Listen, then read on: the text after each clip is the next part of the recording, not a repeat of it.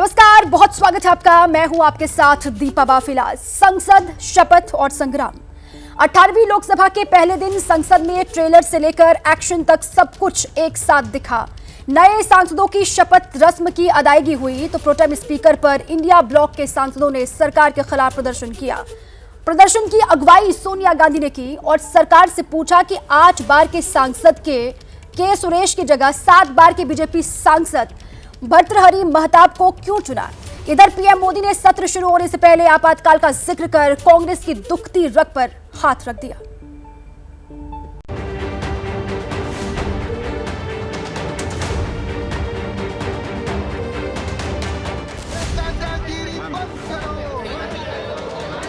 तानाशाही बंद करो, बंद करो, बंद करो, विधन का तोड़ना बंद करो, बंद करो, बंद करो। 18वीं लोकसभा का पहला दिन प्रोटेम स्पीकर भर्तृहरि महताब जहां एक एक कर नए सांसदों को संसद भवन में शपथ दिला रहे थे, तो वहीं दूसरी ओर विपक्षी सांसद तय योजना के तहत संसद भवन में प्रदर्शन कर रहे थे। तानाशाही बंद करो, बंद करो, बंद करो, विधन का तोड़ना बंद करो, बंद करो, बंद करो। लोकसभा में इंडिया ब्लॉक के सांसदों ने प्रदर्शन क्यों किया और सरकार पर क्या आरोप लगाए, उसके बारे में आपको तफसील से बताएंगे। लेकिन उससे पहले प्रधानमंत्री नरेंद्र मोदी ने सत्र के शुरुआती संबोधन में इशारों में कांग्रेस और विपक्ष को खूब सुनाया। इमरजेंसी की याद दिलाई और जनता को भरोसा दिया कि तीसरे कार्यकाल में इस बार 3 गुना मेहनत कर देश को नई ऊंचाइयों पर ले जाएंगे। कल 25 जून को भारत के लोकतंत्र में जो काला धब्बा लगा था, उसके 50 वर्ष हो रहे हैं। भारत की नई पीढ़ी इस बात को कभी नहीं भूलेगी। संविधान के लीरे लीरा उड़ा दिए गए थे, देश को जेल खाना बना दिया गया था। देशवासी संकल्प लेंगे कि भारत में फिर कभी कोई ऐसी हिम्मत नहीं करेगा जो 50 साल पहले की गई थी। हमारे तीसरे कार्यकाल में हम पहले से 3 गुना ज्यादा मेहनत करेंगे, परिणामों को भी 3 गुना ला करके रहेंगे। देश की जनता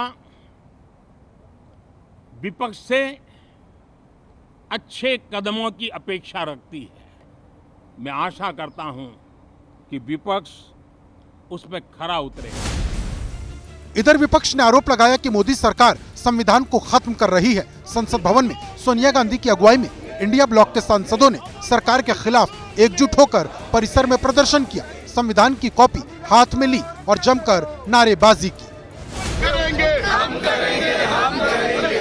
नरेंद्र मोदी का तानाशाही नहीं चलेगा, नहीं चलेगा, नहीं चलेगा।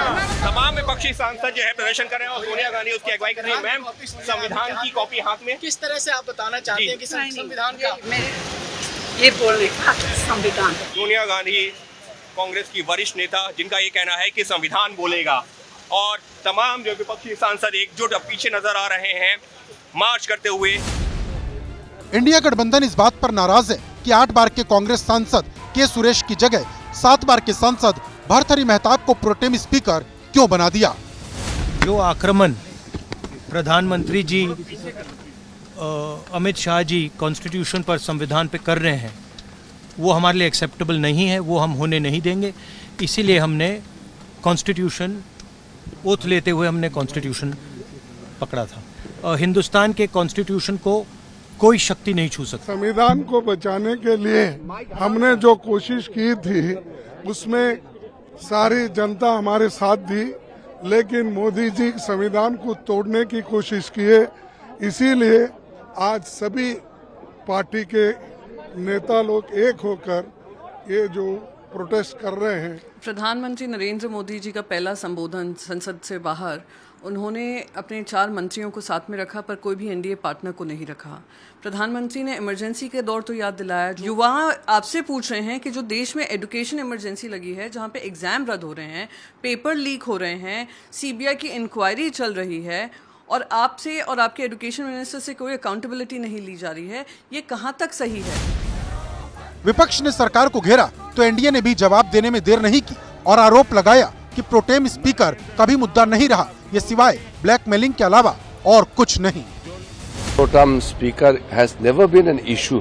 जो इशू नहीं है उसको इशू के रूप में चर्चा भी नहीं करना चाहिए। एक साफ सुथरे तरीके से पार्लियामेंट को चलाना है। सब पार्टी के सदस्य को मिलकर के पार्लियामेंट चलाना है, सबका काम है। जनता ने निर्देश दिया है, जनता ने अपना फैसला सुनाया।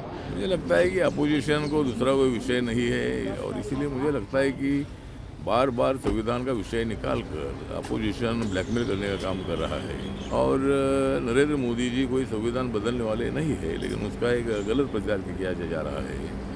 तो अपोजिशन ने बार बार संविधान का विषय नहीं उठाना चाहिए। जो प्रोटोकॉल होता है, जो प्रेसिडेंस है और जो उसके नियम और व्यवस्थाएं हैं, उसके तहत कार्रवाई होगी। इसमें मुझे नहीं लगता कि किसी तरह की सियासत करने की जरूरत है। लोकसभा का सत्र अगले 10 दिन तक यानी 3 जुलाई तक चलेगा। इस दौरान 8 बैठकें होनी हैं। स्पीकर और डिप्टी स्पीकर का चुनाव होना है। 27 जून को राष्ट्रपति संसद के दोनों सत्रों को संबोधित करने वाली हैं, लेकिन उससे पहले विपक्षी सांसदों के तेवरों से यही लग रहा है कि अगले 10 दिन वो सरकार को घेरने का कोई भी मौका नहीं छोड़ने वाले, क्योंकि इस बार सदन में पहले से ज्यादा नंबर भी हैं और मुद्दे भी। जैसे ही घड़ी का काटा दोपहर 2:30 पे आए, बबीता जी का दिल सास बहू साजिश के लिए मचल जाए। और ये है इनकी बहू, पूरे दिन ऑफिस की टेंशन हो जाए गॉन जब ये करें अपना फेवरेट शो फ्री टाइम पे ऑन। इनकी तरह आप भी देखिए अपना फेवरेट शो अपने टाइम पर और डाउनलोड कीजिए एबीपी लाइव ऐप अपने स्मार्ट टीवी पर।